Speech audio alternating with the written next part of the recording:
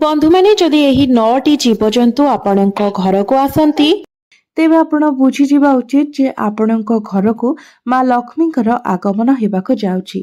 स्वयं माँ लक्ष्मी आपणक घर को विराजमान करबाक जाउछन्ति।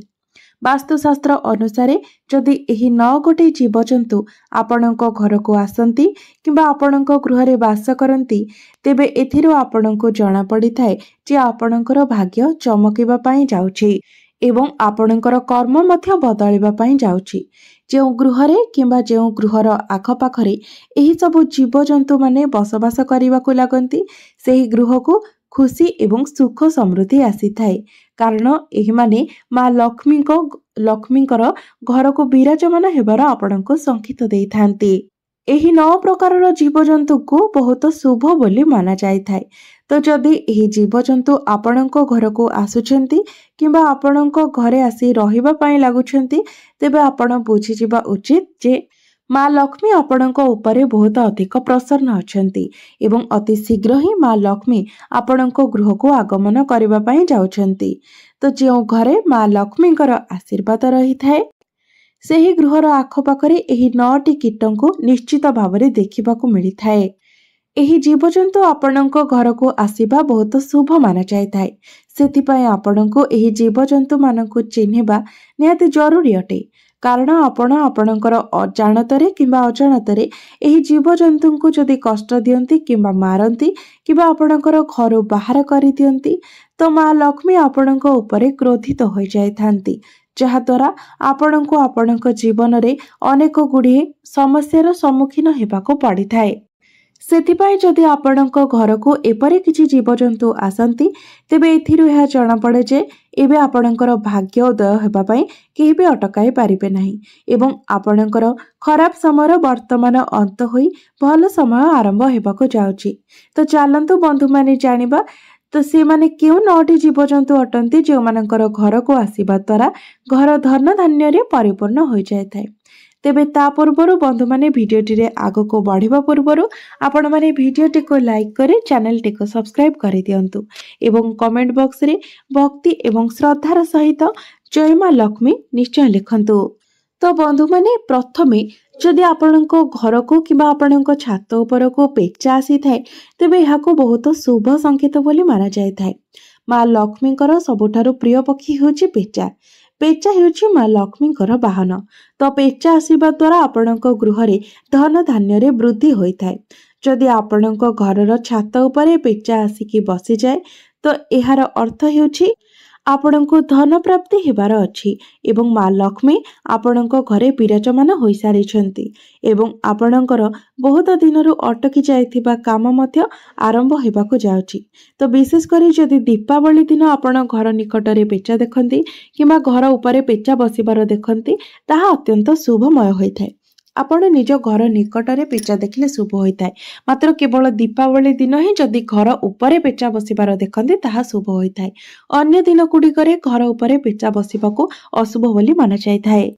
द्वितीय रे हेउछि रंग बेरंगर सोनेली प्रजापति बहुत शुभ संकेत धरिकी निज सहित आसीथांती। तो जदि सोनेली किंबा विभिन्न रंगर प्रजापति आपणको घर को आसीथांती तो एमिति प्रजापति जदि आपणको बारंबार देखा जाउथाए एपरि प्रजापति जदि बहुत सुंदर मनमोहक होइथांती तेबे आपण बुझी जांतु जे जो भली सही प्रजापति रंग बेरंगर होइथाए ठीक सेही परि आपणकर जीवन मध्य सातरंगी एवं सुख समृद्धि रे भरिबाको जाउछि। प्रजापति घर को आसीबा समस्त प्रकारर खुशी एवं शांतिर आगमनर संकेत देइथाए। तेणु प्रजापतिर आगमन को बहुत शुभ बोली माना जाइथाए। वास्तुशास्त्र रे मध्य एही विषय रे बहुत विस्तार भाबरे उल्लेख करा जायछि। प्रजापति घर को आसीबा घरे धन एवं खुशीर आगमनर संकेत देइथाए। एपरि घरे माँ लक्ष्मीकर सर्वदा वास होइथाए। तो एथिपाई जदि आपणको घर को प्रजापति आसुछि तो आपण बुझिजिबा उचित जे आपणकर खराब समय बहुत शीघ्र ही शेष हेबाको जाउछि एवं आपणकर भल समय बहुत शीघ्र आरंभ हेबाको जाउछि एवं आपणको गृह रे घेरी रहितिबा दारिद्र्यतार मध्य अंत हेबाको जाउछि। माँ लक्ष्मीक सहित कुबेर महाराजंकर कृपा मध्य आपणको उपरे बर्षिबाको जाउछि। ଏବଂ ସମ୍ବନ୍ଧୀୟ ସମସ୍ତ କାର୍ଯ୍ୟ ଆପଣଙ୍କର ସଫଳ ହେବାକୁ ଯାଉଛି। ତୃତୀୟରେ ହେଉଛି ଚୁଚୁନ୍ଦ୍ରା। ବନ୍ଧୁମାନେ, ଚୁଚୁନ୍ଦ୍ରାକୁ ତ ଆପଣମାନେ ନିଶ୍ଚୟ କେବେ ନା କେବେ ଦେଖିଥିବେ। ସାଧାରଣତଃ ଚୁଚୁନ୍ଦ୍ରା ଦିନ ଅପେକ୍ଷା ରାତିରେ ଅଧିକ ଦେଖାଯାଇଥାଏ। କେତେଥର ଏହା ଆପଣମାନଙ୍କୁ ଦିନରୁ ମଧ୍ୟ ଦେଖାଯାଏ। ଚୁଚୁନ୍ଦ୍ରାଟି ମୂଷା ଭଳି ହିଁ ଦେଖିବାକୁ ହୋଇଥାଏ, ମାତ୍ର ତାର ନାକଟି ମୂଷାଠାରୁ ଅଧିକ ଲମ୍ବା ହୋଇଥାଏ। ତ ଯଦି ଚୁଚୁନ୍ଦ୍ରା ଆପଣଙ୍କ ଘରକୁ ପ୍ରବେଶ କରିବା ସମୟରେ ଆପଣ ଦେଖନ୍ତି କିମ୍ବା ଚୁଚୁନ୍ଦ୍ରା ଆପଣଙ୍କ ଘରକୁ ପ୍ରତିଦିନ ପ୍ରବେଶ କରେ, ତେବେ ଆପଣ ବୁଝିଯିବା ଉଚିତ ଯେ ଦୁନିଆର ଏପରି କୌଣସି ଶକ୍ତି ନାହିଁ ଯାହା ଆପଣଙ୍କର ଭାଗ୍ୟକୁ ବଦଳିବାରେ ଅଟକାଇ ପାରିବ। ଚୁଚୁନ୍ଦ୍ରା ଆପଣଙ୍କ ଘରକୁ ପ୍ରବେଶ କରିବା ଏହି କଥାର ସଙ୍କେତ ଦେଇଥାଏ ଯେ ମା ଲକ୍ଷ୍ମୀ ଆପଣଙ୍କ ଉପରେ ବହୁତ ଅଧିକ ପ୍ରସନ୍ନ ଅଛନ୍ତି ଏବଂ ତାଙ୍କର ଅସୀମ କୃପା ଆପଣଙ୍କ ଉପରେ ବର୍ଷା ହେବାକୁ ଯାଉଛି। ଏହା ସହିତ ଯଦି ଚୁଚୁନ୍ଦ୍ରା କୌଣସି ବ୍ୟକ୍ତି ଚାରିପଟେ ବୁଲୁଥାଏ, ତେବେ ସେହି ବ୍ୟକ୍ତି ନିଜ ଜୀବନରେ ବହୁତ ଅଧିକ ସଫଳତା ପାଇଥାଏ। ଆପଣ ଦେଖିବେ ହଠାତ୍ କରି ଯଦି ଚୁଚୁନ୍ଦ୍ରାଟି ଆପଣଙ୍କ ଚାରିପାଖରେ ବୁଲି ଆସିବ, ତ ଆପଣଙ୍କ ଭାଗ୍ୟ ଚମକିବାରେ ଆପଣଙ୍କୁ କେହି ବି ଅଟକାଇ ପାରିବେ ନାହିଁ। ଯଦି ଏପରି କେବେ ଆପଣ ଦେଖନ୍ତି, ତ ସେହି ବ୍ୟକ୍ତି ଦିନରେ 2 ଗୁଣ ଏବଂ ରାତିରେ 4 ଗୁଣ ସଫଳତା ଅଧିକ ହାସଲ କରିଥାଏ। ତ ଯଦି ଏପରି ହୁଏ, ତେବେ ଆପଣ ବୁଝିଯାଆନ୍ତୁ ଯେ ସେହି ବ୍ୟକ୍ତିର ସମସ୍ତ ଦୁଃଖ ଦୂର ହେବାକୁ ଯାଉଛି। ଅନେକ ଲୋକ ଏପରି ଭାବିଥାନ୍ତି ଯେ ଚୁଚୁନ୍ଦ୍ରା ଘରେ ମଇଳା ଖେଳାଇଥାଏ। ଏହି କଥା ଏମିତିରେ ବି ସତ ଅଟେ। ଏହି ଯୋଗୁଁ କେତେ ଲୋକ ଚୁଚୁନ୍ଦ୍ରାକୁ ମାରି ଦେଇଥାନ୍ତି, କିନ୍ତୁ ଆପଣ ଏପରି ଆଦୌ ବି କରନ୍ତୁ ନାହିଁ। ଯଦି ଆପଣଙ୍କୁ ଚୁଚୁନ୍ଦ୍ରା ପସନ୍ଦ ନୁହେଁ, ତେବେ ଆପଣ କୌଣସି ଅନ୍ୟ ଉପାୟରେ ଚୁଚୁନ୍ଦ୍ରାକୁ ଘରୁ ବାହାର କରିପାରିବେ, ମାତ୍ର ତାକୁ ଆଘାତ କରନ୍ତୁ ନାହିଁ କିମ୍ବା ମାରନ୍ତୁ ନାହିଁ। କାରଣ ଚୁଚୁନ୍ଦ୍ରା ଘରକୁ ଆସିବା ଏବଂ ଘରେ ରହିବା ବହୁତ ଶୁଭ ବୋଲି ମାନାଯାଇଥାଏ। ଆମର ଶାସ୍ତ୍ରରେ ଚୁଚୁନ୍ଦ୍ରାକୁ ବହୁତ ଶୁଭକାରୀ ଜୀବ ମାନାଯାଇଛି। ଚୁଚୁନ୍ଦ୍ରାକୁ ସ୍ୱପ୍ନରେ ଦେଖିବା ମଧ୍ୟ ବହୁତ ଶୁଭ ମାନାଯାଇଥାଏ। ତ ଚୁଚୁନ୍ଦ୍ରା ଘରକୁ ଆସିବା ଦ୍ୱାରା ଆପଣଙ୍କର ଭାଗ୍ୟରେ ଚାରଚାନ୍ଦ ଲାଗିଯାଇଥାଏ। ଚତୁର୍ଥରେ ଯଦି ଆପଣ ନିଜ ଘରେ କିମ୍ବା ଘରର ଛାତ ଉପରେ ନୀଳ ରଙ୍ଗର ଶୁଆ ଦେଖୁଛନ୍ତି, ତ ଏହାକୁ ବହୁତ ଶୁଭ ସଂକେତ ମାନାଯାଇଥାଏ।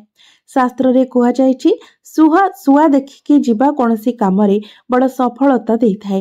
ସେଥିପାଇଁ ସାଙ୍ଗମାନେ, ଯଦି ଆପଣ କିଛି ନୂଆ କାମ ଆରମ୍ଭ କରିବା ପାଇଁ ଯାଉଛନ୍ତି ଏବଂ ଆପଣ ଯିବା ସମୟରେ ଶୁଆ ଦେଖୁଛନ୍ତି, ତ ଆପଣ ବୁଝିଯିବା ଉଚିତ ଯେ ଆପଣଙ୍କୁ ସେହି କାମରେ ନିଶ୍ଚିତ ରୂପରେ ସଫଳତା ମିଳିବାକୁ ଯାଉଛି।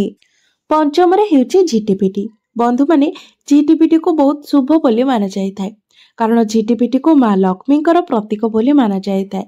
ମାତ୍ର ଅନେକ ଲୋକ ଝିଟିପିଟିକୁ ଘୃଣା ମଧ୍ୟ କରିଥାନ୍ତି। ଝିଟିପିଟି ଘରେ ରହିବାକୁ ସେମାନେ ଆଦୌ ପସନ୍ଦ କରନ୍ତି ନାହିଁ। ସେମାନେ ଝିଟିପିଟିକୁ ମାରି ଦେଇଥାନ୍ତି, କିନ୍ତୁ ଝିଟିପିଟିକୁ ମାରିବା ବିଲକୁଲ ବି ଉଚିତ ହୋଇନଥାଏ। କାରଣ ଏମିତିରେ ଘରେ ଝିଟିପିଟି ଦେଖିବା କୌଣସି ବଡ଼ କଥା ନୁହେଁ, କିନ୍ତୁ ବହୁତ ସାରା ଝିଟିପିଟି ଏକା ସାଥିରେ ଦେଖାଯିବା ଏହାକୁ ବହୁତ ଶୁଭ ସଂକେତ ବୋଲି ମାନାଯାଇଥାଏ। ବିଶେଷ କରି ଯଦି ଆପଣ 3ଟି ଝିଟିପିଟିକୁ ଏକାଠି ଦେଖୁଛନ୍ତି, ତେବେ ଆପଣ ବୁଝିଯିବା ଉଚିତ ଯେ ଆପଣଙ୍କର ଧନୀ ହେବାର ସମୟ ଆସିଗଲା।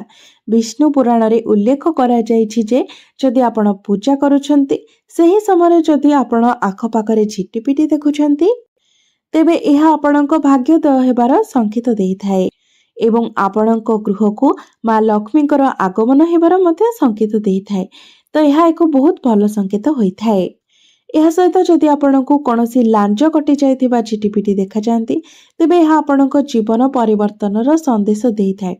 ଆପଣଙ୍କ ଜୀବନରେ ଚାଲିଥିବା ସମସ୍ତ ଅସୁବିଧାର ଅନ୍ତ ହେବାକୁ ଯାଉଛି। ମା ଲକ୍ଷ୍ମୀଙ୍କ ଆଗମନ ବହୁତ ଶୀଘ୍ର ହିଁ ହେବାକୁ ଯାଉଛି ଏବଂ କୁବେର ମହାରାଜଙ୍କ କୃପା ଆପଣଙ୍କୁ ପ୍ରାପ୍ତ ହେବାକୁ ଯାଉଛି। ଷଷ୍ଠରେ ହେଉଛି ପିମ୍ପୁଡ଼ି, ବିଶେଷ କରି କଳା ରଙ୍ଗର ପିମ୍ପୁଡ଼ି। ପିମ୍ପୁଡ଼ି ବହୁତ ଶୁଭ ସଂକେତ ନେଇ ଆସିଥାଏ। ଶାସ୍ତ୍ର ଅନୁସାରେ ଯଦି ପିମ୍ପୁଡ଼ି ପୂର୍ବ ଦିଗକୁ ମୁହଁରେ ଭୋଜନ ନେଇଯାଉଛି, ତେବେ ଏହାକୁ ଶୁଭ ବୋଲି ମାନାଯାଇଥାଏ। ଏହି ସଂକେତ ଆପଣଙ୍କୁ ଦର୍ଶାଇଥାଏ ଯେ ଆପଣଙ୍କର ଭାଗ୍ୟ ବହୁତ ଶୀଘ୍ର ଚମକିବାକୁ ଯାଉଛି। ଆପଣଙ୍କର ଦୁଃଖର ଦିନ ଏବେ ଶେଷ ହେବାକୁ ଯାଉଛି ଏବଂ ଆପଣଙ୍କ ଜୀବନରେ କେବଳ ଖୁସି ହିଁ ଖୁସି ଆସିବାକୁ ଯାଉଛି। ତ ଏଥିରୁ ଆପଣଙ୍କୁ ଜଣାପଡ଼ିଥାଏ ଯେ ଏବେ ଆପଣଙ୍କର ପରିବାରର ଉନ୍ନତି ହେବାକୁ ଯାଉଛି। ଯଦି ଆପଣଙ୍କ ପରିବାରରେ କୌଣସି ବାଦ ବିବାଦ ଚାଲିଛି, ତେବେ ତାହା ମଧ୍ୟ ଶେଷ ହେବାକୁ ଯାଉଛି। ଯଦି ପିମ୍ପୁଡ଼ି ଦକ୍ଷିଣ ଦିଗ ଆଡ଼କୁ ଯାଉଥିବାର ଆପଣଙ୍କୁ ଦେଖାଦିଏ, ତେବେ किंबा पिंपुड़ींकर कौनसी मेल आपणक घरर मुख्य द्वाररू आपणक घर को प्रवेश करुथिबार देखा दिए तेबे यह बहुत शुभ संकेत माना जाए। यह द्वारा माँ लक्ष्मी स्वयं आपणक गृह को प्रवेश करने जाउछंती। आपणक घर में धनर वर्षा हेबाकु जाउछि।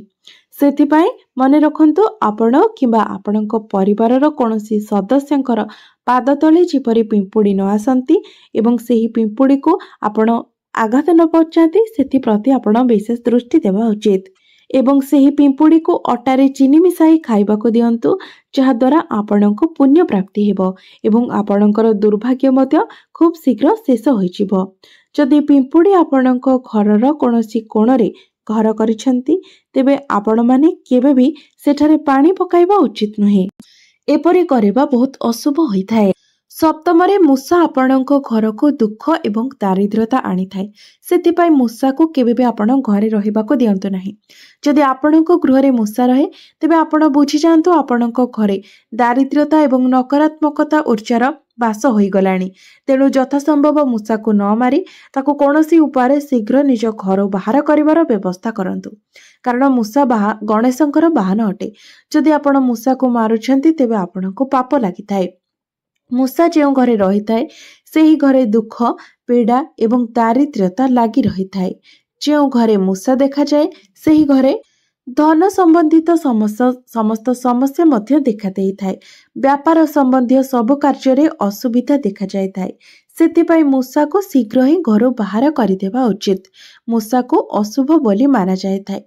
शास्त्र रे वर्णना करा जायछि जो गृह रे मूषा रही थाए सेही गृह रे दारिद्र्यतार बास होई थाए। अष्टमरे हेउछि नीलकंठ पक्षी। नीलकंठ पक्षी को धनर देवी माँ लक्ष्मींकर अति प्रिय बोली माना जाए थाए। तो जदि नीलकंठ पक्षी आपणक घरर आखपाख किंबा घरे आसी रही थाए किंबा आपणक घरे निजर बसा बनई निए तेबे एहाको बहुत शुभ संकेत बोली माना जाए थाए। जदि आपण नीलकंठ पक्षी देखुचंती तेबे एहार अर्थ हेउछि आपणको आपणकर बिजनेस किंबा व्यापार रे बहुत अधिक सफलता मिलिबा पई जाउछि तथा एहा आसीबा द्वारा नुआ घर किंबा नुआ वाहन मध्य प्राप्ति हेबार आपणको एहा संकेत देई थाए।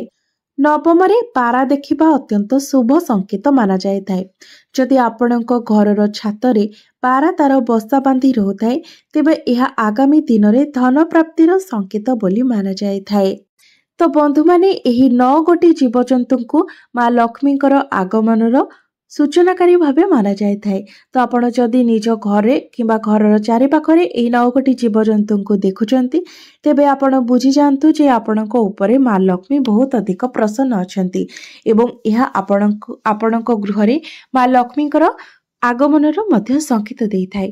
तेबे बंधु माने आपण माने केबे भी एही 9टी जीवजंतु को कष्ट देंतु नाही किंबा एमानंकु कोनोसी प्रकारर आघात मध्य करंतु नाही। तो बंधु माने मोर एही वीडियो रे जदि आपण मानकु भलो लागि थाए तेबे वीडियोटी को लाइक करी चैनल टी को सब्सक्राइब करि देबे एवं कमेंट बॉक्स रे भक्ति एवं श्रद्धार सहित जय माँ लक्ष्मी निश्चय लिखिबे।